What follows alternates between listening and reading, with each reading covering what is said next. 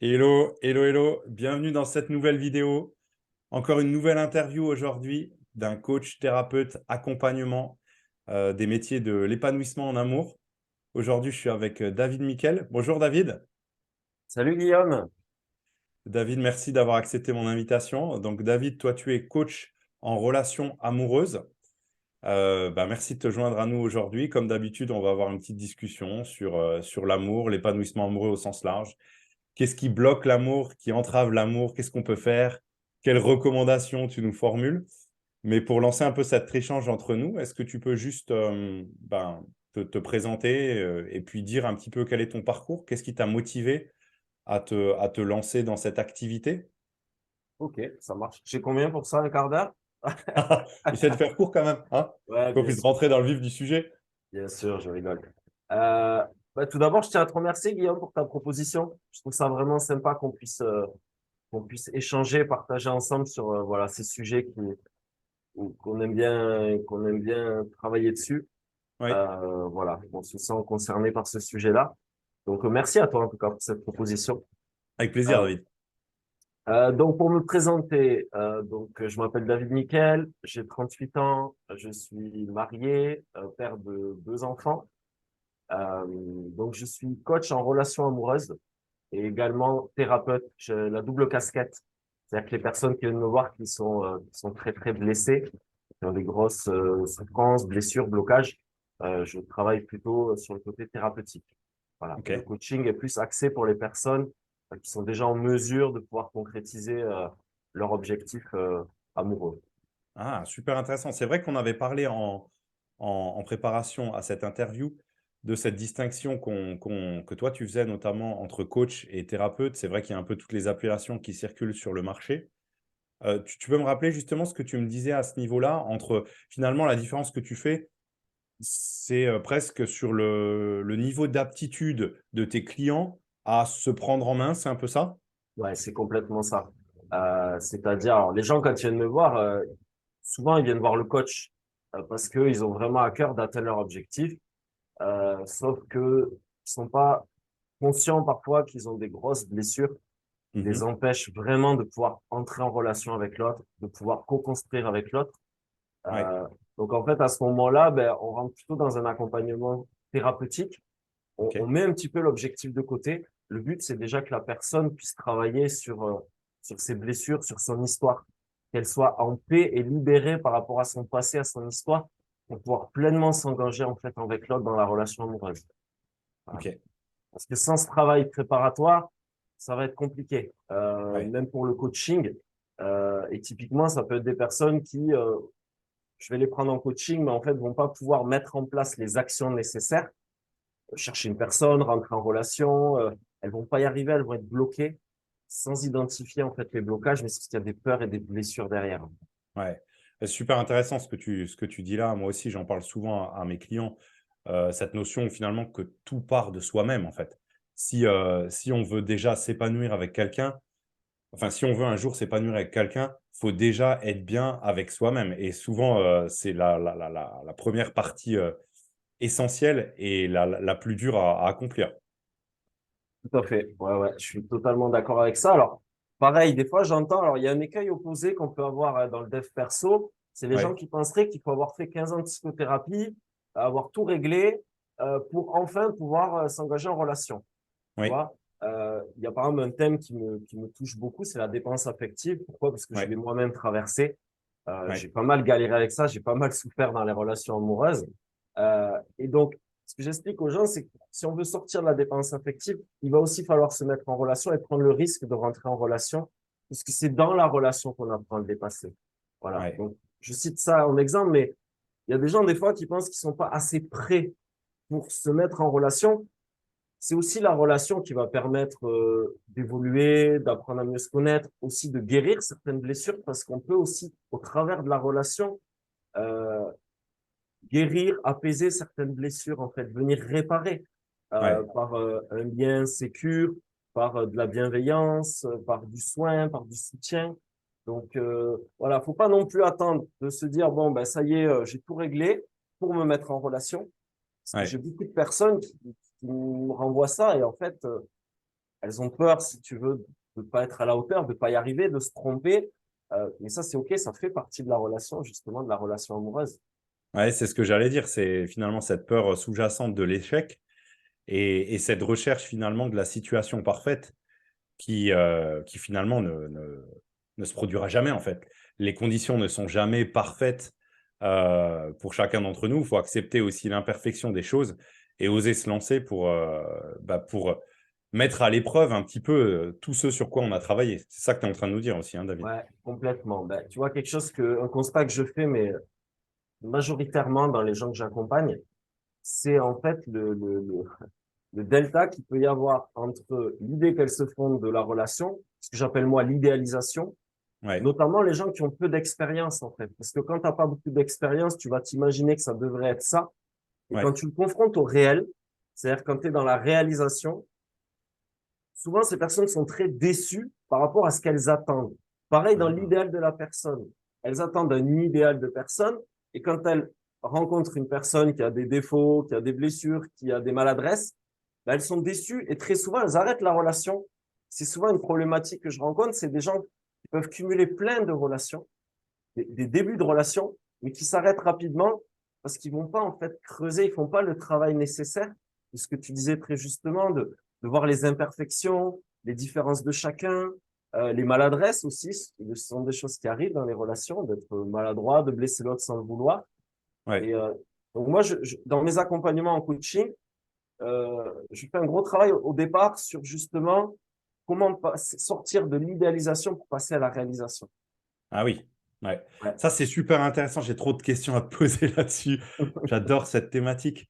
Et juste pour compléter sur ce que tu disais sur cette notion d'attente, euh, effectivement, moi, je partage ton observation sur les attentes.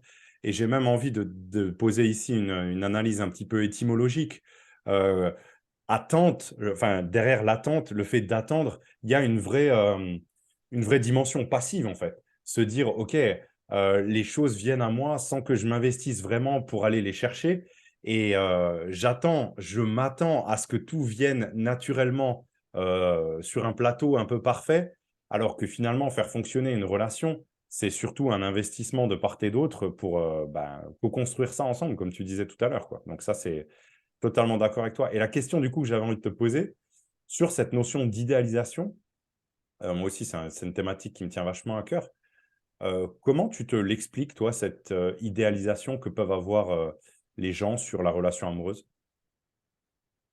Alors, je pense qu'il y a plusieurs réponses à ça. Peut-être notre société aussi, où il y a une perte de modèles, en fait. Donc, autant il y a 40-50 ans, c'était facile d'avoir des modèles sur l'engagement, sur la relation. Tu vois, il y avait quelque chose de très archétypal, on va dire, dans la Mhm, structure, tu vois, de la famille. Donc, j'y vois cet élément de réponse-là. Euh, et également, comment dirais-je, le fait que cette notion sur l'engagement. Alors, je vais parler de l'engagement. Alors, ça, c'est ma carte du monde et je soutiens que c'est ma carte du monde, hein. Chacun ne ah, sera peut-être pas OK avec ça, ouais. mais Il y a des c'est-à-dire chances que, que nos cartes du monde se confrontent là, mais c'est OK. Allons-y. ouais, bien sûr.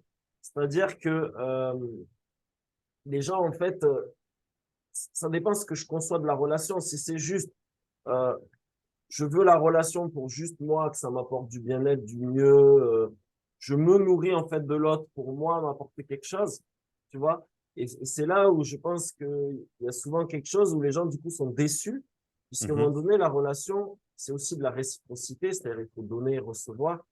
Et donc, moi, je soutiens que c'est aussi porté sur un engagement mutuel. Et dans cet engagement, en fait, c'est le désir, c'est qu'est-ce que je veux derrière, qu'est-ce que je veux dans cette relation, mais de façon précise et concrète.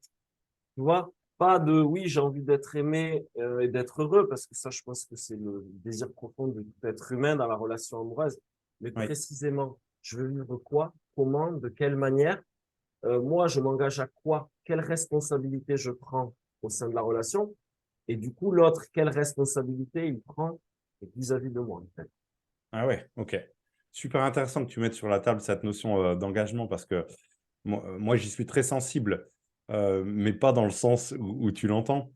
Et j'ai envie de te questionner là-dessus, tu vois, parce que j'ai un peu l'impression que cette notion d'engagement, elle est un peu galvaudée dans notre société, dans le sens où elle me semble trop rapidement être exigée l'un à l'autre dans un début de relation et peut-être parfois de manière un peu prématurée, surtout pour se rassurer soi-même sur le fait que, OK, maintenant cette personne, elle est dédiée à nous, elle va pas aller papillonner ailleurs. Et, et alors, je suis totalement d'accord avec toi sur la notion d'engagement mutuel, mais je pense que c'est quelque chose qui doit venir en temps et en heure. Tu vois ce que je veux dire? Quand les deux parties prenantes à la relation ont bâti un niveau suffisant de certitude et d'évidence pour se dire, OK, c'est toi et personne d'autre. Et oui, c'est toi et personne d'autre. Tu vois ce que je veux dire? Comment toi, tu perçois les choses par rapport à ce niveau d'engagement-là qui est parfois un petit peu trop prématuré dans les débuts de relation? En fait, encore une fois, il faut toujours définir ce qu'on met dans le mot engagement, c'est ça en fait. Sinon, il faut Ouais, savoir de quoi on parle. Mais en oui. fait, pareil, le constat que je fais majoritairement dans mes accompagnements, quand j'observe les gens autour de moi, c'est qu'ils associent relation amoureuse avec uniquement la partie affective, Mhm, sensible. Je ressens des émotions, ça me fait du bien, il y a du waouh. Et je trouve que souvent, il manque la partie de la conscience, c'est-à-dire le travail d'intelligence, de raison, de maturité. Qu'est-ce que je veux? Il y a ce que j'aspire à vivre et ce que je vais vivre dans la relation, mais il y a aussi la conscience que je mets de ce que je veux vivre dans la relation. Voilà. Et pour moi, l'engagement, c'est aussi ça. C'est ce qui permet de ne pas se laisser que guider par la partie affective. Ouais, je suis bien avec toi, je me sens bien, voilà, je me sens pas bien. Là, j'ai été blessé, donc je me sens pas bien, donc j'ai envie de tout arrêter. Tu vois, voilà. Et que ça ne reporte pas que sur l'affect, mais également sur la conscience, sur la raison. Et donc, pour moi, l'engagement, en fait, on le prend de soi vis-à-vis de l'autre dans la relation. C'est pas, à partir du moment où on s'engage, on s'enferme dans je sais pas quoi. C'est moi, j'engage pleinement ma responsabilité avec toi, mais du coup, en fait, ça permet tout malentendu et justement d'être dans les attentes, pour pas dire dans les exigences de, voilà, tu dois me donner ça. Si l'autre, il s'est pas engagé à ça, il va pas forcément te le donner. Je veux dire, l'amour, c'est du don, il y a de la liberté. L'autre, il te donne ce qu'il peut, ce qu'il a envie de te donner, comme il va te le donner. Et c'est OK si l'engagement que vous avez pris au départ, qu'il soit implicite ou explicite, généralement, c'est mieux de mettre des mots dessus sur quoi repose notre relation. Je vais donner un exemple comme ça. Si ce que je recherche, mon désir, c'est, excuse-moi de le dire comme ça, un plan cul, euh, la personne sait, je m'engage en fait juste à ça, à passer des mhm, bons moments avec toi sur un plan sexuel. Et c'est OK. Si mon engagement, c'est juste de vouloir avoir quelqu'un pour passer du temps le week-end, aller au ciné, au resto de temps en temps, mais ça s'arrête là, je veux rien engager de plus dans ma vie, c'est OK. Voilà. Et de mon expérience et des constats que je peux faire, plus on pose les bases relationnelles dès le départ, ça évite toute forme, en fait, de malentendus, de reproches, de plaintes. Voilà. Pour moi, c'est ça, c'est vraiment poser les choses avec conscience et maturité. ouais, j'adore ce que tu partages là. C'est ultra riche. Ce que je comprends dans finalement ta définition de l'engagement, j'adore déjà cette idée que tu nous partages euh, que l'engagement, ça devrait d'abord être ce que moi, j'ai envie d'apporter à l'autre plutôt qu'une exigence de ce que l'autre est censé m'apporter à moi. Il y a ça hein, dans la notion que tu partages. Et puis, derrière ce que tu nous disais là, il y a aussi cette idée de verbaliser les choses. OK, quels sont mes besoins, mes envies? Déjà, se les conscientiser à soi-même. Qu'est-ce que moi, de quoi j'ai besoin, de quoi j'ai envie dans une relation? Et d'oser partager ça dans un dialogue ouvert avec l'autre. OK, quels sont mes envies et mes besoins? Avec en plus, j'imagine, dans cette notion d'engagement telle que tu nous l'as définie, cette idée que la vérité de l'instant présent ne sera peut-être pas celle d'ici quelques semaines ou quelques mois. Parce que, effectivement, peut-être que là, tout de suite, j'ai envie d'un plan cul, mais que la relation évoluant, la connexion se créant avec la personne, les choses vont évoluer vers quelque chose de plus sérieux, de plus exclusif, pourquoi pas? Bien sûr. Après, ça peut être redéfini effectivement par la suite et de dire voilà, ben, je voudrais m'engager à plus, j'ai plus de temps, d'énergie, j'ai envie d'aller plus loin avec toi. Moi, si je fais un parallèle avec ce que propose le christianisme, tu vois, dans le parcours, c'est-à-dire en fait le temps de fiançailles, pré-engagement, tu me plais possiblement, on a un projet commun ensemble, on se fiance. OK. Mais en fait, on est totalement libre à tout moment là d'arrêter la relation parce qu'en fait, on s'est engagé à rien dans la durée véritablement. On Oui, discerne, on apprend oui, à se connaître, on voit comment ça fonctionne. Ensuite, si on se dit, bon, ben OK, moi je cherche une femme ou un mari, fonder une famille, avoir des enfants, tu corresponds à ça, on a appris à se connaître, on est OK là-dessus, on a vraiment clarifié les choses. OK. Ben, du coup, on prend un nouvel engagement, c'est ben, on se marie ensemble. Euh, voilà. Donc ça, c'est un exemple. Alors que moi, j'ai vécu, hein, donc là, je parle aussi de ce que moi, je connais, de mon expérience propre. J'accompagne aussi beaucoup de personnes euh, qui partagent cette foi-là, hein, cette foi chrétienne. oui. Et du coup, il y a cette notion aussi, tu vois, de temps de fiançailles, c'est un temps de discernement, mais il y a un pré-engagement, tu vois. Mais on discerne, on est libre. Et pendant le temps, ça peut durer 6 mois, un an et demi, ou même plus. Et là, à tout moment, hein, on peut dire, bon, ben, j'arrête mon engagement ou je poursuis, je vais plus loin avec toi. Ouais. Alors là, ça me donne trop envie de te poser la question suivante sur cette notion d'engagement, une fois qu'il a été défini, une fois qu'il a été acté entre les parties prenantes dans la relation. Comment toi, tu vois les choses sur la gestion long terme de cet engagement? C'est-à-dire que la relation entre les deux personnes, ben, elle va être amenée à évoluer, à vivre aussi. Euh, à partir de quel moment il faudrait se poser des questions sur le fait de poursuivre ou non cet engagement? Tu vois, il y a toujours cette question de...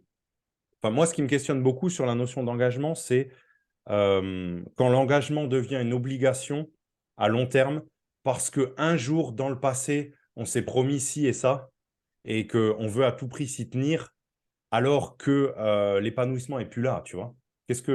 Comment toi, tu vois les choses dans ces moments-là? Qu'est-ce que tu préconises de ton côté? Alors, encore une fois, je vais partager ma carte du monde. Ouais, Clairement, hein, je dirais même, et s'oppose pas mal à une idéologie dominante qu'on peut avoir dans notre société. Sur la notion d'engagement, même la notion de liberté, tu vois, je vais parler de la notion de liberté. Là, on est plus dans des concepts un peu philosophiques, c'est OK. mais qui sont très intéressants et qui ont aussi à voir avec ce domaine de l'accompagnement. Euh, pour moi, tu vois, comment dire, la notion de liberté, en fait, c'est je suis libre à partir du moment où je me suis donné à l'autre, dans ma capacité de me donner, c'est ça qui me donne une pleine liberté. C'est pas une autonomie absolue où je peux me reprendre à tout moment dans la relation.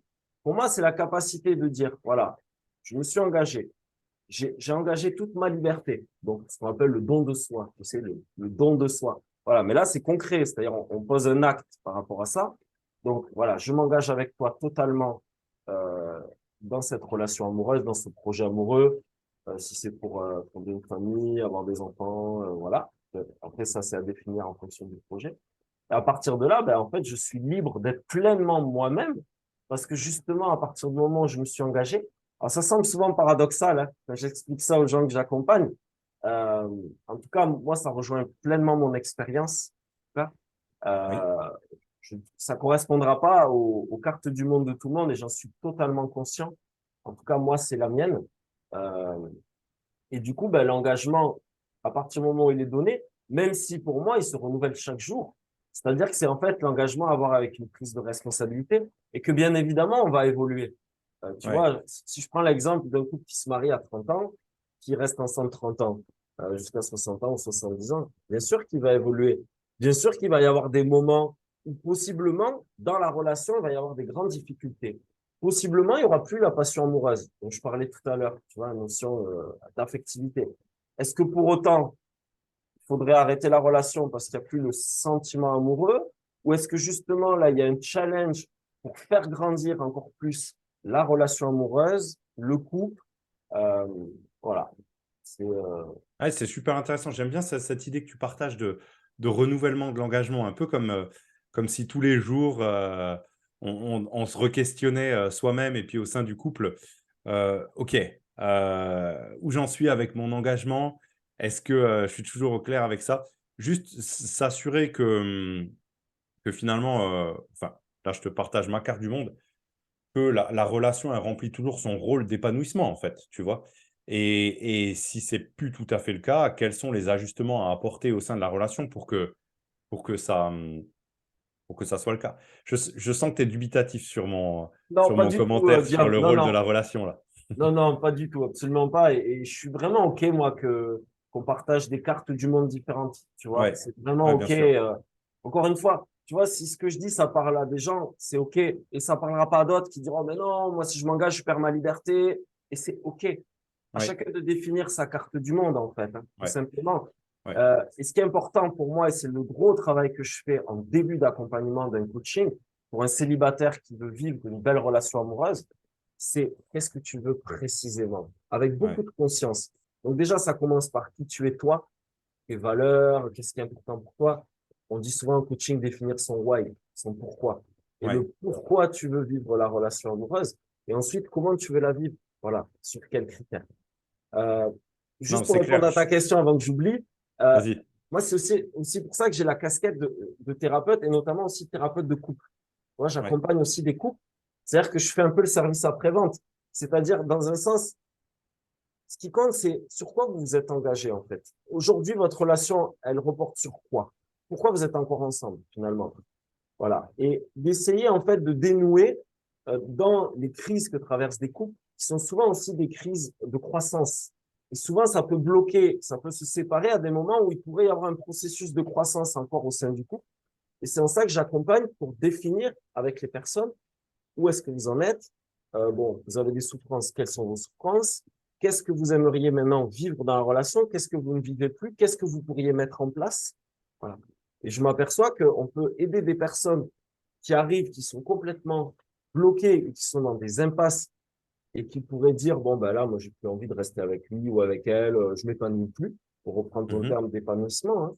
Euh, ouais. Comment on pourrait faire pour retrouver des chemins nouveaux, des voies nouvelles, une communication nouvelle, une attitude nouvelle, pour nous renouveler, c'est-à-dire de ne pas chercher à changer le partenaire en se disant la clé c'est l'autre, de rester la même personne, mais de trouver comment arriver encore à vivre quelque chose de beau, de nouveau et d'épanouissant.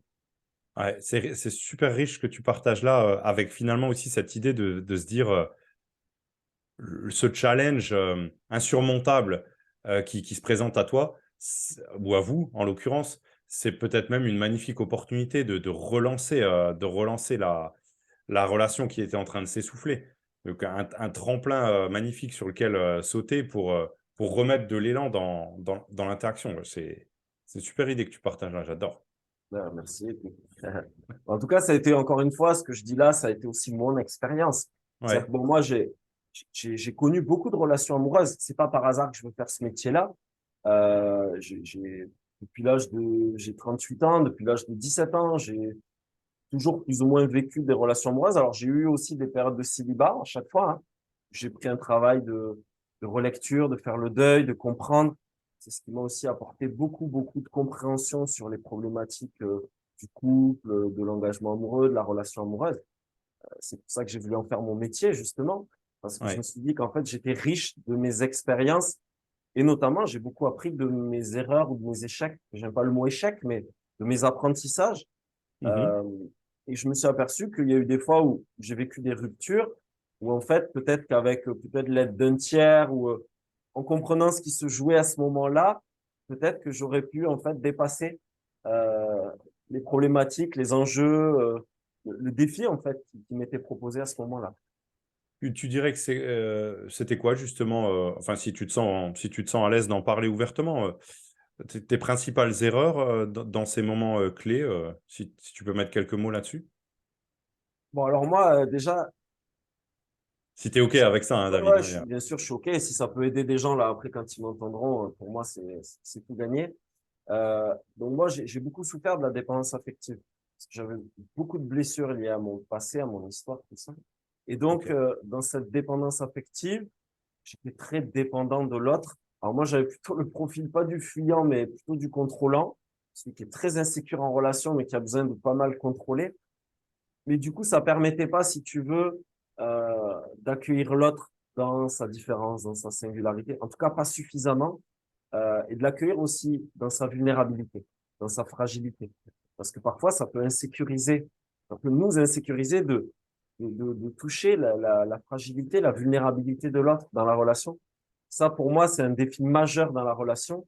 C'est d'arriver, quand on s'attache à l'autre, quand on devient dépendant de l'autre, à accepter, en fait, de se lier sur la partie la plus sensible de nous-mêmes, tu vois, et donc notre vulnérabilité. Et donc, moi, Mhm. j'avais pas mal de difficultés, déjà, moi, à me montrer vulnérable. Voilà. Même si j'avais beaucoup de souffrances, de difficultés, de pouvoir exprimer, de me montrer fragile, tu vois. Bon, ça a à voir aussi avec mon tempérament, tu vois, faut être fort, on montre rien, tu vois. Mais en fait, ça a empêché le processus pour que l'autre puisse m'aider, pour que l'autre puisse me rejoindre à ce moment-là, et pour que finalement, on puisse faire couple, tu Ouais. vois. Du coup, en fait, mes blessures et mes fragilités pouvaient parfois m'éloigner, en fait, de la personne avec qui j'étais à ce moment-là. Ouais, tu parles notamment de tout ce qui est injonction un peu de société, et notamment sur le rôle des hommes. Il faut que tu sois un dur, machin. Tout ce qu'on met dans la tête des petits garçons dès leur plus tendre enfance. Faut pas que tu pleures comme une fille, comme une fille, machin. Ces trucs-là, c'est à ça que tu fais référence notamment? Ouais, Sur la alors ça, vulnérabilité? c'était pas par rapport à ce que véhicule la société, mais à mon parcours propre. Moi, D'accord. j'avais, tu sais, le driver, on parle de driver en analyse transactionnelle, le truc soit fort. Tu vois, Ouais. c'est-à-dire, t'as pas le droit d'être faible, t'as pas le droit d'être fragile, voilà, toutes ces choses-là. Vraiment, le driver soit fort. Et avec un driver soit fort, ben, face à l'autre, quand tu sens que tu touches des vulnérabilités, Ouais. euh, des résistances, des difficultés, euh, ben, en fait, moi, j'avais du mal à pouvoir, entre guillemets, hein, demander de l'aide, du soutien. Ouais. L'autre, du coup, des fois, ne pouvait pas me comprendre parce que si je lui exprime pas précisément ce qui se passe pour moi, en disant plus, ben là, je suis en train de souffrir ou ça touche une blessure de mon passé, ben l'autre, il peut pas comprendre, puis il peut pas m'aider à ce moment-là, en fait. Ouais. Et puis, il peut pas deviner les choses pour toi. Et juste, je voulais dire autre chose, ça m'est sorti de la tête entre-temps. C'est les aléas du direct. Euh, Mais en tout cas, il y avait un autre truc que. Ah, attends. Qu'est-ce qu'on disait là? J'ai trop de trucs qui me venaient en tête. Oui, cette notion de se montrer fort. euh, Ce que j'entends aussi dans ce que tu dis, c'est cette notion de ne pas vraiment se montrer soi-même. Parce qu'on ne veut pas se montrer fragile, vulnérable. Et donc, finalement, on ne peut pas vraiment connecter au plus profond de notre être avec l'autre, avec qui on fait couple, parce qu'on n'est pas vraiment nous-mêmes. On est caché derrière notre masque, quoi, hein. Ouais, tout à fait. C'est très juste ce que tu dis là, Guillaume. Et je m'aperçois de toutes les personnes que j'accompagne. Pour moi, il y a différentes étapes dans la relation amoureuse. Tu vois, euh, déjà, la première étape, c'est préparer ce qu'on veut vivre et tout ça. Ensuite, dans la relation, c'est l'entrée en relation. Je fais connaissance avec l'autre. Ça peut durer un certain moment. Ensuite, il y a l'engagement amoureux, l'attachement, c'est-à-dire on commence à sortir ensemble, voilà, dire on est un couple, on s'aime, c'est OK. Et voilà, et ça peut durer, c'est un peu la lune de miel, mais au début, c'est quand même assez beau, on est porté, c'est magnifique, c'est magique, tout ça. Euh, on a des papillons dans les yeux. Et ensuite, on va commencer là à confronter justement, plus on va rentrer dans l'intime, plus on va apprendre à se connaître, plus on va vivre la relation amoureuse. Et c'est là où on va commencer à toucher du doigt, en fait, nos vulnérabilités. Et je m'aperçois que très souvent, les personnes peuvent arrêter la relation à ce moment-là, en fait, par, je dirais peut-être par incapacité d'arriver avec l'autre à se montrer vulnérable face à l'autre, accepter que l'autre soit vulnérable, c'est-à-dire d'accepter aussi que l'autre a des blessures, des fragilités, et ça peut être parfois très insécurisant, hein. J'ai Hum, des personnes en accompagnement qui me disent, oh là là, mais je vois qu'il est blessé, il a ci, il a ça. Moi, je dis, hum. et toi, tu n'as pas des blessures? Ben, chacun arrive avec son histoire, Son il faut bagage, ouais. comprendre ça. Et tu vois, ça Ouais. rejoint ce que je disais tout à l'heure, l'idéalisation. Les gens qui se disent que l'autre, il soit toujours fort, parfait, toujours là pour moi. Non, l'autre, c'est un être humain comme toi, qui est Ouais. fragile, qui a une histoire, qui a des blessures. Et ce qui va faire que vous allez réussir à co-construire, c'est votre capacité que vous aurez à peut-être vous rapprocher par rapport à vos blessures, à vos vulnérabilités. Et est-ce que finalement, ça va vous rapprocher et créer du lien encore plus fort? Vous allez créer de la solidarité, du soutien, de la compréhension, de la bienveillance, de la tolérance, ou est-ce qu'au contraire, c'est quelque chose qui va vous éloigner et vous diviser? Est-ce que tu n'as pas l'impression, David, des fois que on a aussi toute une tranche de la population qui a une certaine addiction à la phase toute belle, tout rose des débuts, tu sais, ce moment passionné, enflammé, où tout semble magnifique, on a l'impression d'avoir rencontré la personne idéale pour nous. Et quand on arrive vers la fin de cette période, justement la période à laquelle on commence à voir un petit peu les failles et les fêlures de l'autre, toute sa vulnérabilité, que là, on freine des cas de fer en disant non, c'est pas ce que je veux, moi je veux que ce soit tout beau, tout rose. Comment tu vois les choses, toi, là-dessus? Ouais, ben, ça rejoint mon constat et l'expérience que j'en fais. Effectivement, euh, là, je connais pas mal de personnes qui, justement, peuvent parfois collectionner un peu les rencontres, les débuts de Mhm. relation. Donc ça, c'est des gens qui n'ont pas de difficulté, entre guillemets, à s'attacher à l'autre. Parce qu'il y a des gens qui ont aussi la difficulté de l'attachement. En Oui. fait, ils ont peur de se tromper. Ils voudraient être sûrs dès le départ que c'est la bonne personne avant même de s'attacher. Parce qu'en fait, Mhm. elles se disent, si je m'attache, c'est pas la bonne, on va se séparer, je vais souffrir. Alors oui, Ouais. c'est vrai. Et moi, dans tous mes accompagnements, je leur dis, il faut oser prendre le risque de la relation. De toute façon, si tu veux savoir si c'est le bon ou la bonne, il va falloir que tu t'engages avec la personne, que tu chemines avec elle. Ton discernement, il viendra avec le temps. Ouais. Tu ne peux pas savoir si ça sera ton futur mari ou ta future femme. Alors, j'accompagne beaucoup de gens qui sont sur des sites de rencontres. Pas savoir avec juste un profil, si ça va être le bon. Tu peux pas savoir au bout de 2 rendez-vous si ça va être le bon. Tu pourras Mm. peut-être commencer à te faire une idée au bout de 3 mois, 6 mois, 8 mois.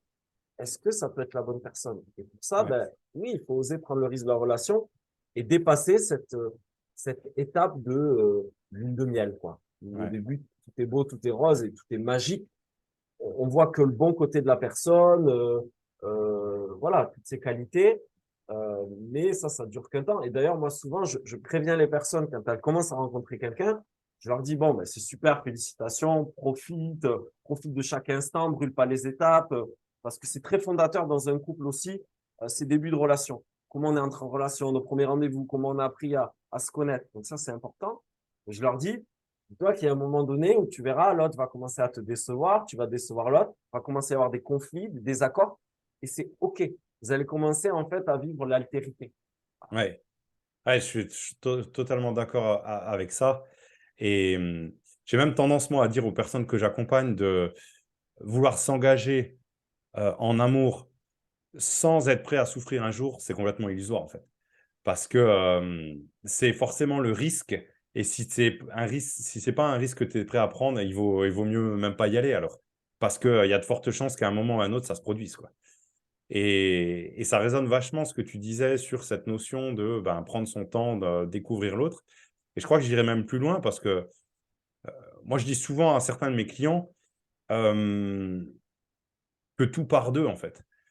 Dans le sens où si eux, ils commencent à oser se montrer tels qu'ils sont, à faire tomber les masques, c'est aussi une manière d'éduquer l'autre, entre guillemets, à en faire de même, tu vois, à se comporter de manière exemplaire, à dire, regarde, moi, j'ai pas peur de me montrer à toi tel que je suis, avec toutes mes failles, mes fêlures.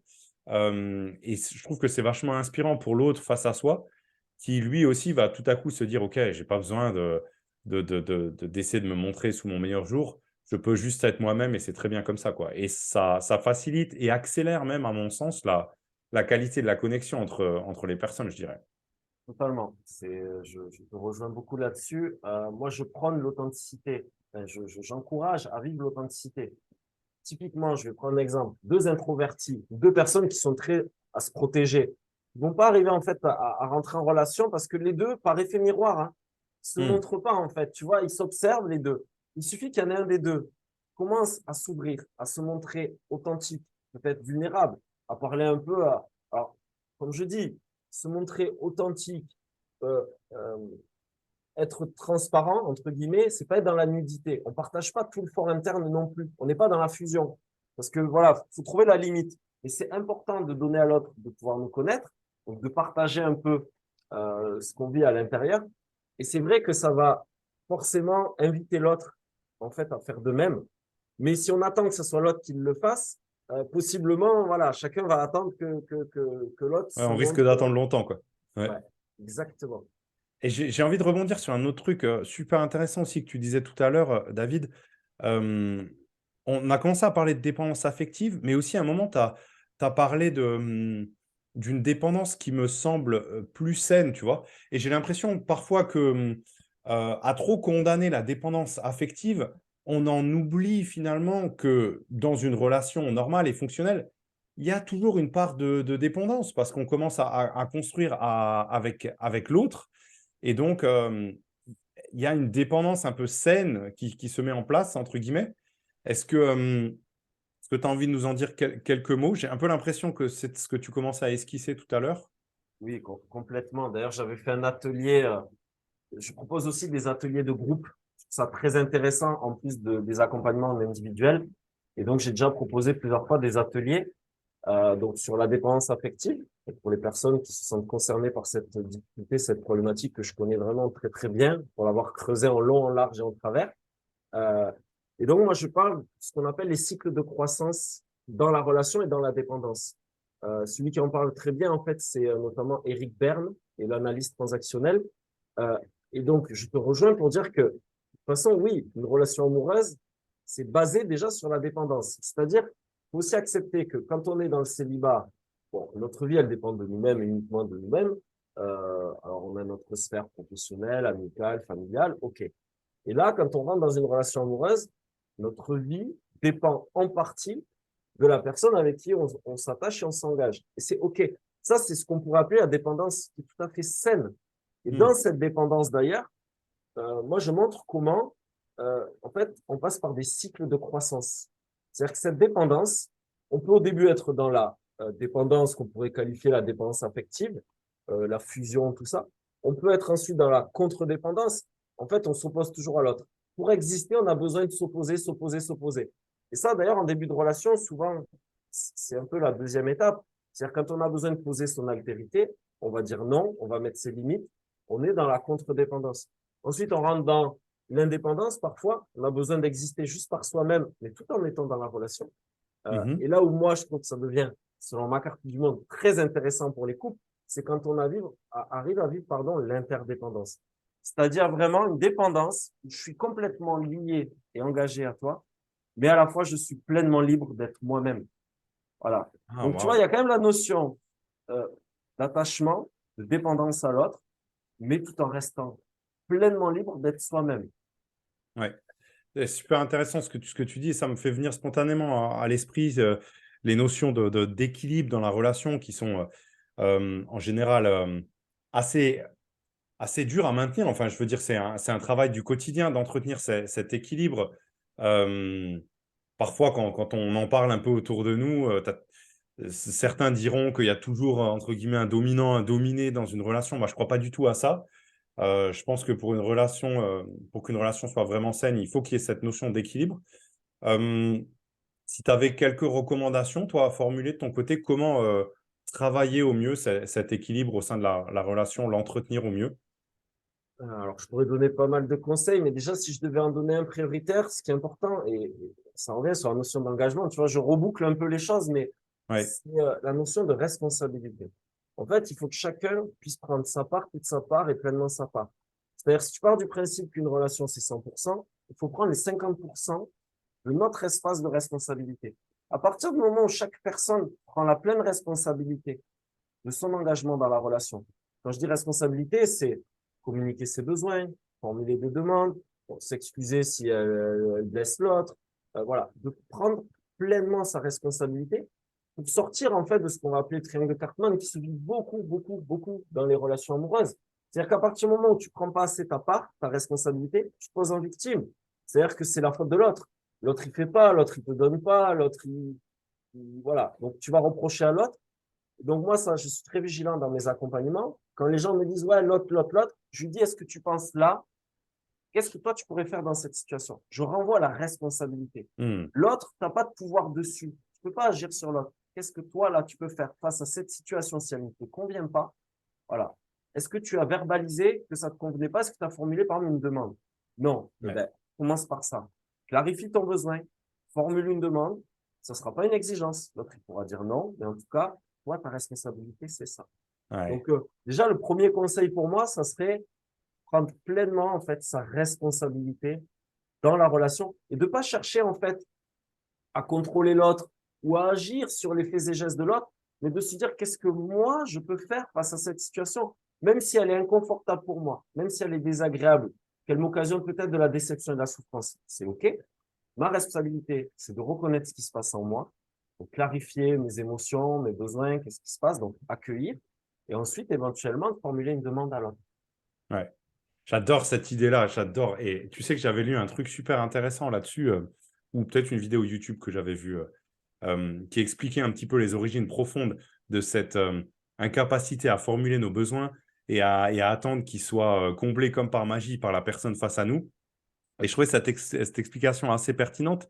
Elle partait du principe que finalement, notre première relation amoureuse, entre guillemets, ou en tout cas en tant que transaction d'amour avec un proche, bah, c'est avec nos parents quand on est tout petit, qu'on est bébé et qu'on a des besoins assez basiques et que nos parents, ils apprennent à les anticiper à la moindre manifestation plus ou moins claire qu'on peut avoir en tant que bébé avec notre niveau d'expression très, très limité, quoi. Et que finalement, cette notion, elle se serait ancrée un petit peu dans notre esprit comme étant un fait incontestable que dans une relation amoureuse qui est fonctionnelle, l'autre est capable d'anticiper nos besoins. Sauf que entre les besoins qu'on avait ultra basiques quand on était enfant et les besoins qu'on a en tant qu'adulte, il y a un monde, en fait, il y a un monde d'écart en termes de complexité et que manifester ces besoins-là aujourd'hui et s'attendre à ce qu'ils soient assouvis comme par magie par l'autre qui devrait les deviner comme nos parents les faisaient à l'époque sur des besoins ultra basiques, c'est, attends, je cherche le mot, c'est illusoire, voilà. Ah ouais, complètement. Là, c'est aussi ce qui se passe, tu vois, je parlais tout à l'heure d'idéalisation, mais l'idéalisation, c'est quoi? C'est aussi avoir cette espèce de fantasme qu'on va vivre un amour inconditionnel. Voilà. Hmm. En fait, c'est ça. Il y a une forme d'immaturité dans ça. Bon, je pense un jugement là-dessus, mais il y a un peu d'immaturité, de manque de réalisme et de pragmatisme. C'est ça que je disais tout à l'heure, que les gens qui ont déjà vécu une relation ou plusieurs savent déjà un peu ce qu'est la relation. Et donc, il y a aussi ça à convertir, c'est-à-dire entre j'ai un désir inconditionnel de vivre un amour inconditionnel, que l'autre me comprenne, réponde à toutes mes attentes et tout ça, avec le fait de l'autre va pouvoir me donner ce qu'il pourra me donner. C'est OK que parfois il va me décevoir. C'est OK que parfois il ne répondra pas à mes demandes, à mes besoins. Et c'est OK, en fait. Parce que l'amour n'est possible que dans le don. C'est-à-dire, si on est dans la captation, toi, que l'autre, il faudrait qu'il réponde à tout. Il est où l'amour? L'amour, c'est aussi la Ouais. liberté. L'autre, il donne ce qu'il peut donner en fonction de ce qu'il veut donner, en fonction de ses possibilités. Et pour moi, le réalisme, c'est vraiment d'accueillir déjà pleinement ce que l'autre peut te donner, en capacité de te donner et te réjouir de ça. Alors, ça ne veut pas dire te réjouir si tu as quelqu'un qui te donne presque rien dans la relation. C'est Ouais. pas ça que je veux dire. Mais faire attention, moi, je vois que bien souvent, les gens, en fait, ils mettent la barre tellement haut dans leur niveau d'attente qui sont vraiment des attentes d'un amour inconditionnel. Hein. C'est souvent ça. Hmm. Avec le fait, ben non, c'est ça, déjà, il faut arrêter. Accepte que l'autre, prépare-toi à ce qui va te décevoir. Il ne répondra pas toujours à tes attentes, à tes besoins. C'est OK avec ça. Et déjà, si tu acceptes ça, tu vas t'éviter beaucoup de souffrance et tu vas être content déjà de ce que l'autre peut t'apporter dans la relation. Ouais, je trouve ultra puissant ce que tu nous partages là. Finalement, ce que tu es en train de nous dire là, c'est que euh, une relation amoureuse qui fonctionne, ça commence avant tout par ce qu'on est capable de donner plutôt que sur ce qu'on s'attend à recevoir. Bien sûr, ouais. En tout cas, il faut convertir ce qu'on attend à recevoir. Et puis après, ben, notre capacité à donner. Mais ça, c'est pareil. Mais souvent, c'est lié. Si je pense que l'autre devrait tout me donner, tu vois, dans cette espèce de fantasme d'amour inconditionnel, on va Hmm. croire que nous, on devrait être une personne toujours au top, toujours en capacité d'être au top. Et dans la dépendance affective, il y a aussi le profil, parce que ça peut se traduire de plein de manières après de vivre la relation. Tu peux être dépendant affectif et ça peut se traduire de différentes manières dans le comportement dans la relation amoureuse. Et donc, il y a des personnes qui vont en fait complètement s'effacer et surabonder le fait de donner, donner, donner, donner. Pourquoi? Parce qu'elles se disent, si je fais que donner, donner, forcément, en retour, l'autre, il va m'aimer.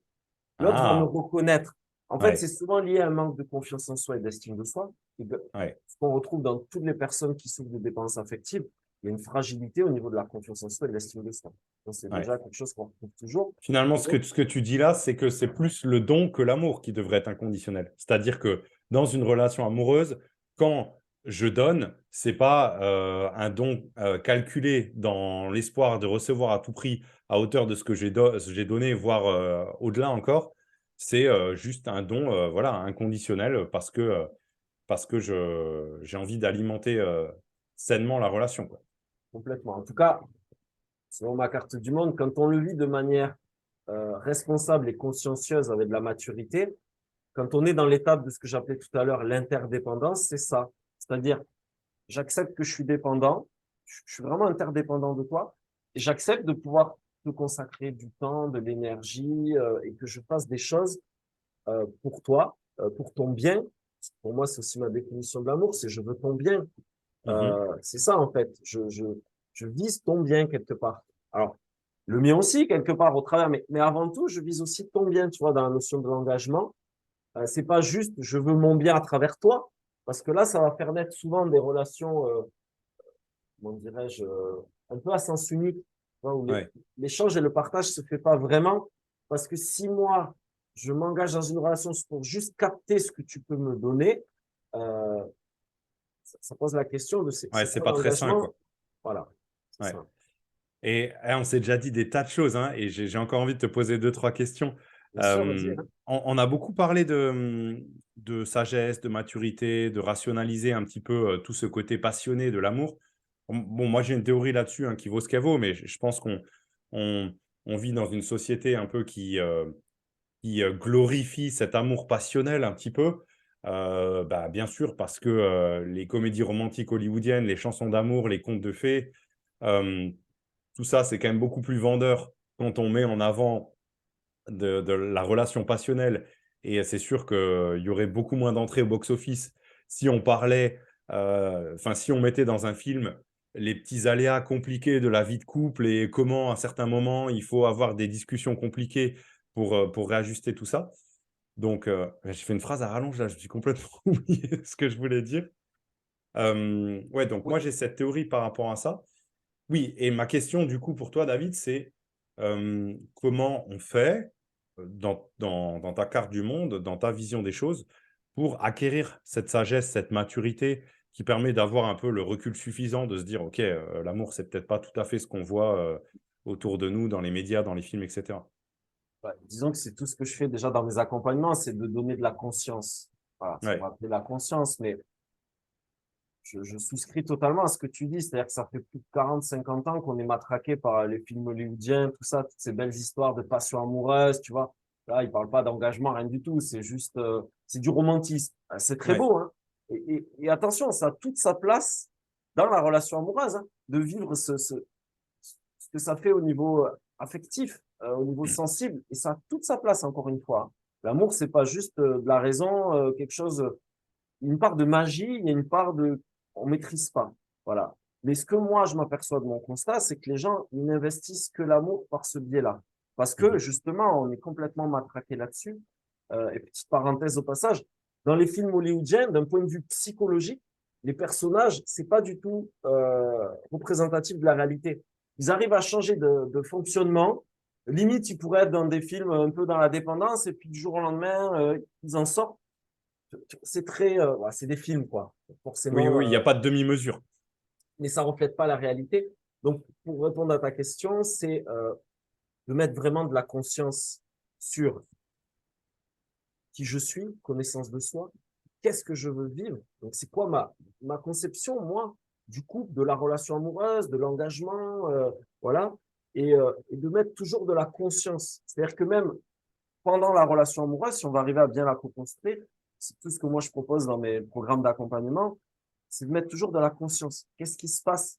Ok, tu ressens des émotions de l'affect, c'est ok. Qu'est-ce que ça vient de signifier? C'est-à-dire, qu'est-ce que Mhm. ça vient de te dire? Et c'est ça, mettre de la conscience. Ok, ouais, je sens que là, je suis pas très bien. Ok, qu'est-ce que ça vient de te dire? Ça vient de te parler de toi, ça vient de te parler de la relation. Voilà, c'est-à-dire toujours mettre de la conscience et voilà, faire un travail quand même un peu de raison et de maturité. Ouais. Accueillir ces ressentis comme des messagers qui ont quelque chose à t'apprendre, quelque chose à te dire et peut-être des ajustements à initier derrière tout ça, quoi. Ben, c'est la base. Tu sais, j'accompagne des personnes qui souffrent de dépendance affective. Euh, tu as plein de choses à mettre en place pour en sortir, mais notamment le travail sur tes propres émotions, donc à la Mhm. fois sur tes croyances, mais aussi sur tes émotions. À un moment donné, il faut être en capacité d'accueillir ces émotions ou ces blessures quand elles se réactivent. Si tu souffres d'un lien insécure en relation, parce que dans ton histoire, t'as vécu un lien très insécure auprès de tes parents, tu n'as pas été rassuré, tout ça. Euh, Tu vas toujours chercher, quand tu es dépendant, à contrôler l'autre pour que l'autre te rassure. En fait. Là, l'idée, non. C'est quand je sens une angoisse, une insécurité, j'accueille mon émotion. C'est moi qui vais me rassurer par moi-même. Et c'est là où je vais sortir de ma dépendance. Je ne vais pas chercher à l'extérieur la solution ou le remède. Je Mhm. vais me l'apporter à moi-même. Tout le travail, il est là. C'est-à-dire, à un moment donné, quand tu trembles, parce que tu sens une angoisse, tu as l'impression que l'autre, il est en train de te quitter parce qu'il y a eu un conflit qui t'appelle plus depuis 2 jours. Non, ben là, tu as un travail à faire qui n'est pas d'envoyer 10 messages à l'autre. Parce que oui, si l'autre, il te rappelle, il va rassurer, mais ça sera venu, la ressource, ça sera venu de l'extérieur. Ouais. L'important, c'est de faire le travail soi-même, dire, OK, j'ai de l'angoisse, j'accueille cette angoisse. Qu'est-ce qui se passe? OK, déjà, quand on accueille, qu'on reconnaît l'émotion, généralement, déjà, ça se désamorce. Puis on comprend. On se dit, mais en fait, là, ça réactive la blessure de l'enfant que j'ai été quand j'avais 7 ans. Et ça n'a rien à voir avec la relation d'aujourd'hui à 30 ans avec la personne avec qui je suis. Il y a Ouais. juste eu un conflit, il y a eu un désaccord, il y a un froid entre nous, on ne s'est pas donné de nouvelles pendant 2 jours. Objectivement, c'est ça qui se passe. Voilà. Ça permet de rationaliser aussi les choses. J'adore ce que tu partages là et ça résonne de ouf. Pas plus tard que ce matin, je tournais des vidéos pour mon nouveau programme d'accompagnement. Et la première vidéo de mon programme, c'était ça en fait. C'était dire, OK, partez du principe que tout commence en vous en fait. Et toutes les réponses, elles sont là. Et il n'y a pas de... Dans les relations amoureuses, à mon sens, il n'y a pas de trucs et astuces à déployer comme une recette miracle pour que d'un seul coup tout marche. Il faut surtout regarder à l'intérieur de soi-même et travailler sur ses propres blocages pour se libérer soi-même. Et après, tout vient de manière simple et spontanée. Et puis, on est authentiquement séduisant, quoi. Voilà. Complètement. Pour moi, quelque chose qui est très aidant quand on veut vivre une relation amoureuse, c'est la connaissance de soi. C'est Ouais. sûr que quelqu'un qui se connaît bien, qui a fait un travail sur lui, qui a fait de la thérapie, ou en tout cas qui a fait cette démarche-là, de s'introspecter, d'apprendre à se connaître, c'est sûr qu'il part avec des atouts. Parce que Mm, déjà, il se connaît. Si déjà tu rentres en relation et que tu sais que tu as telle et telle blessure, telle et telle peur, tu vas pas projeter sur l'autre, dire c'est la faute de l'autre. Tu sais mm, qu'en fait, tu le portes en toi, l'autre ne va être qu'un déclencheur à quelque chose où l'origine, c'est ton histoire. ouais. Or, les gens qui se connaissent pas ou peu, le problème, c'est quoi? C'est qu'ils vont croire que le problème, c'est l'autre. Et Mm, donc, ça, je le dis souvent aux personnes que j'accompagne. Euh, je comprends que tu peux croire que l'herbe est plus verte ailleurs. Maintenant, là, tu as un défi qui t'est proposé, c'est toi, l'autre va mettre en lumière des choses qui t'appartiennent que tu connais peut-être pas encore. Et c'est ça qui est très difficile. C'est que quand tu es célibataire, tu peux mettre un peu à la cave tes blessures, quelque part. ouais. Arriver à te construire autour de ces blessures, tu vois, parce que professionnellement, tout ça, tu peux arriver à gérer. Tu n'as pas ce même niveau d'attachement et d'intimité que tu peux vivre dans la relation amoureuse. Or, là, les gens, quand ils rentrent en relation, ça va mettre en lumière plein de choses dans ce qu'on appelle leur zone d'ombre, qu'ils ne connaissent pas, dont elles ne sont pas conscientes. Et elles peuvent facilement être tentées de croire que le problème, il appartient à la relation ou à l'autre, alors qu'en fait, c'est tout un travail qu'elles ont à faire sur elles. Et c'est en ça Ouais. que c'est très beau, hein, c'est que je leur Mm. dis, vois aussi la relation comme une opportunité d'apprendre à mieux te connaître, grandir, te libérer, guérir. En fait, c'est génial. Donc, même si c'est pas agréable sur le moment à vivre, désespère pas, c'est génial. Tu as une proposition là pour évoluer et grandir, quoi. Ouais, c'est une chance finalement qui leur est donnée de grandir. Et, et peut-être qu'on va finir sur cette idée forte parce que je la trouve ultra puissante. Finalement, les relations amoureuses, c'est ça en fait. C'est des opportunités incroyables de grandir, d'en apprendre encore davantage sur soi, de mieux se comprendre et puis de construire des belles choses avec l'autre et de grandir ensemble vers de part et d'autre une meilleure version de nous-mêmes, j'ai envie de dire. Et tu partages complètement ma conception, moi, de l'amour, de Ouais, l'engagement, c'est grandir ensemble. C'est-à-dire que moi, ouais, aujourd'hui, je le dis comme ça, et si ça peut aider les gens là qui vont nous entendre, je serais pas l'homme que je suis aujourd'hui, par exemple, sans ma femme. C'est-à-dire que c'est grâce aussi à ma femme, à ma relation, à tout ce qu'elle m'apporte dans sa différence, dans sa singularité, dans son unicité. Puis c'est une femme, c'est pas un homme. On pense pas les choses de la même manière, on les conçoit pas. Et pour moi, c'est ça qui est beau, c'est quand on arrive à vivre cette complémentarité. C'est-à-dire que moi, ma femme, elle m'enrichit en fait quelque part, et vice versa. Hein. C'est-à-dire que la relation, en fait, on se fait grandir l'un et l'autre, quoi. Et c'est Ouais. ça qui est magnifique. Et c'est pour ça que dans ma carte du monde, je pense que même à ma mort, j'aurais pas fini de grandir avec ma femme, tu vois. Si Bravo. je reste engagé dans le processus, c'est-à-dire qu'à un moment donné, je continue toujours de prendre toute ma part, même dans 30 ans. Si à un moment donné, je dis non, là, j'ai plus envie de prendre ma part parce que ça me challenge trop, parce que là, j'ai plus envie, possiblement, il pourra y avoir une rupture à ce moment-là. Mais en tout cas, oui, c'est très beau. En tout cas, c'est très beau à vivre. Et j'encourage en tout cas toutes les personnes qui ont ce désir de vivre une belle relation amoureuse, épanouissante, euh, qu'elles puissent vraiment grandir et être heureuses dedans, à oser prendre le risque de la relation, à se faire aider. Je dis vraiment pas ça parce que c'est mon métier ou parce que c'est ton métier, mais moi, dans mon parcours, j'ai très souvent eu besoin d'aide et d'accompagnement quand Mm. j'étais trop bloqué ou trop en souffrance. Et c'est pas là la personne avec qui vous êtes qui peut vous aider. Mm. Elle a pas, c'est pas son job, c'est pas sa fonction. Elle a pas à être votre thérapeute. Donc, de pas hésiter à aller voir des tierces personnes. Parfois, ça peut être aussi des bons amis qui vont nous donner des très bons conseils ou du recul, mais parfois, ça peut être aussi en fait, des professionnels. Et moi, je me rends compte de mon constat, c'est que parfois, des personnes, si elles se faisaient un peu aider, alors ça demande un peu d'humilité, de prise de responsabilité, elles pourraient peut-être arriver justement à avancer, à évoluer, à grandir dans la relation à des endroits où elles sont vraiment bloquées. Ouais, super intéressant ce que tu partages là. Moi, j'ai même tendance à dire parfois que euh, on a tous besoin d'être suivis à un moment ou à un autre de nos vies et peut-être même un suivi continu, j'ai l'impression. Enfin, moi, c'est à ça que c'est souvent une recommandation que je formule dans mes contenus sur Facebook de dire, bah, OK, si vous voulez reconnaître un bon coach, un bon thérapeute, demandez lui déjà à lui par qui il se fait accompagner, quoi. Parce que avoir déjà cette humilité et cette capacité à reconnaître que on est soi-même perfectible et qu'on a soi-même besoin de soutien, c'est déjà un très bon indicateur. Mais écoute, David, je pense qu'on va s'arrêter là-dessus parce qu'on s'est déjà dit beaucoup de choses. Ouais. J'ai le cerveau en ébullition, peut-être toi aussi. Ouais, ben C'était moi, si tu veux, c'est un sujet qui me passionne. Je pense ah, que je mais pourrais moi en aussi, parler j'adore. pendant Ouais, des heures. ouais. Ça me passionne d'aider les gens qui ont ce projet aussi, ce projet de vie. Donc ouais, on va s'arrêter là. Mais en tout cas, merci à toi, Guillaume, pour ce bel échange. Avec Et plaisir. moi, ce que j'espère, c'est que les gens, en l'écoutant, eh ben, voilà, ça pourra les aider, ça pourra leur donner des clés, des pistes. Oui, Euh, voilà. Après, la vidéo, ça remplace pas le passage à l'action, bien l'expérience. sûr. Mm. On peut lire tous les bouquins qu'on veut sur l'amour, sur la relation, sur la dépense affective. À un moment donné, ce qui va permettre aux personnes de grandir et d'évoluer, c'est vraiment le passage à l'acte. C'est rentrer en relation, c'est oser prendre le risque de la relation, oser prendre le risque de souffrir, d'être déçu, de se tromper. Et c'est comme ça qu'on apprend et qu'on évolue. Donc, Ouais. Et je compléterai en disant oser demander de l'aide quand on en a besoin, si on a besoin de se faire accompagner dans nos réflexions. Parce que c'est vrai que on peut consommer tous les contenus qu'on veut, des livres, des vidéos. Quand on n'a pas une oreille attentive qui nous écoute et qui est là pour mettre de la conscience sur ce qui se joue en nous et poser la bonne question au bon moment, bah, c'est sûr que c'est compliqué. Parce que j'aime bien dire ça souvent, on est tous champions du monde de l'auto-aveuglement. Seul avec notre merde, on discerne rien du tout et on a besoin d'un œil extérieur pour nous guider dans nos réflexions. d'ailleurs, moi, je peux témoigner, moi le premier, hein, c'est pas Mm, parce que je suis coach et thérapeute que je fais tout bien. Par contre, je m'applique quand même ce que je dis et ce que je recommande, sinon je serais un imposteur.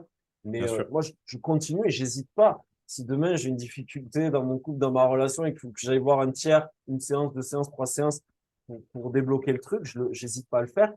Et on peut même faire l'analogie. Toi comme moi, on est des jeunes auto-entrepreneurs, hein, on a créé nos Ouais, boîtes.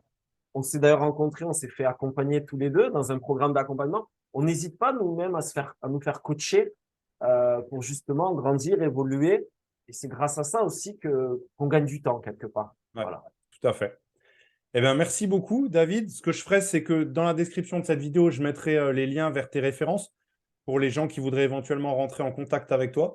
C'est Ok. aussi l'objet de ces interviews que je lance, c'est d'offrir un espace d'expression aux gens que j'interviewe pour que tous les spectateurs des vidéos, ben, ils observent un petit peu la résonance qu'ils peuvent ressentir avec la personne. Et donc, ben, les personnes qui auront envie de rentrer en contact avec toi, travailler éventuellement avec toi dans un accompagnement, pourront le faire en cliquant directement sur les liens que je mettrai dans la description de la vidéo. Ok, bah, Euh, écoute, bien, super.